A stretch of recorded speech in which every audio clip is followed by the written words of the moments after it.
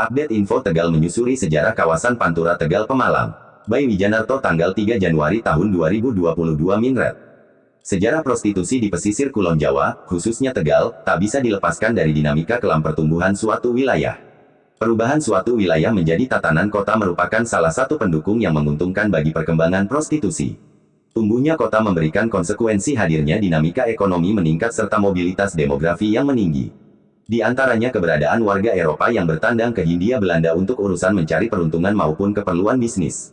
Apa yang ditulis oleh John Ingleson, Perkotaan, Masalah Sosial dan Perburuhan di Jawa Kolonial, 2013. Sejak tahun 1890 perusahaan-perusahaan kolonial di Hindia Belanda lebih menyukai merekrut pegawai laki-laki yang belum menikah untuk dipekerjakan. Merekalah yang menjadi pelanggan untuk gaya hidup perkotaan seperti mendatangi sosietet, klub malam dan rumah bordil.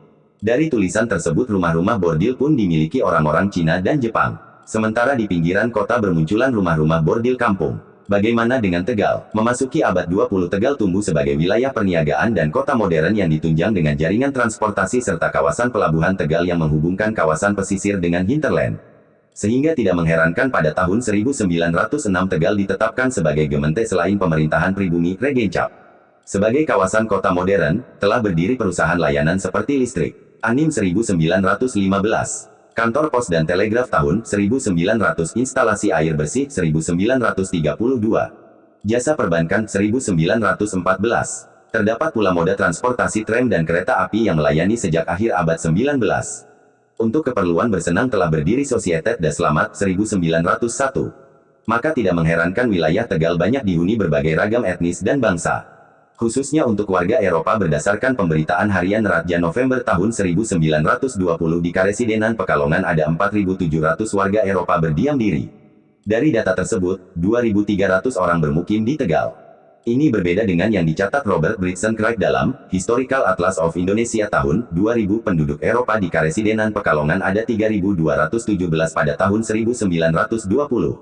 Adanya kerkhof makam di Tegal Sari menunjukkan bukti keberadaan warga Eropa di Tegal. Industrialisasi memicu arus lahirnya daerah hunian baru sekaligus ruang untuk kenikmatan bagi para pekerja dan buruh. Selain itu perubahan yang tampak adalah orientasi masyarakat Hindia Belanda soal seksual. Memasuki awal abad 20 masyarakat terbuka soal orientasi seksual. Studi Gayung Kasuma, Dari Privat ke Publik, Kehidupan Seksual di Jawa awal abad 20, memasuki abad 20, masalah seks menjadi bagian publik hingga tak malu, media massa mengiklankan obat konsumsi seks. Sisi lain dari kehadiran prostitusi tentu munculnya masalah patologi sosial seperti merambahnya penyakit kelamin dan aborsi. Masih mengutip John Ingleson bahwa di tahun 1941 di beberapa kota besar di Jawa, kurang lebih 15% dari populasi penduduk terinfeksi penyakit kelamin. Rupanya pemerintah kolonial serius dalam menanggapi soal prostitusi. Tahun 1905 dibentuk Declining Welfare Commission soal problem sosial, diantaranya adalah dampak prostitusi. Mengejutkan dari laporan komisi tersebut bahwa konsumen bisnis prostitusi dari warga Eropa adalah mereka yang berdinas di militer. Rata-rata mengidap masalah penyakit kelamin berupa raja singa, sifilis. Beberapa kampung-kampung bordil Tegal sebelum pendudukan Jepang berada di wilayah dekat pelabuhan serta dekat dengan jalur Groot Posweg Jalan Daendels.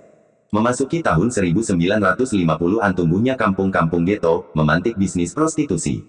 Kampung-kampung ini berada di pusat industri dan lokasi pengembangan wilayah. Orang Tegal mengenal daerah seperti Tempa, Mandala, Gudang Barang.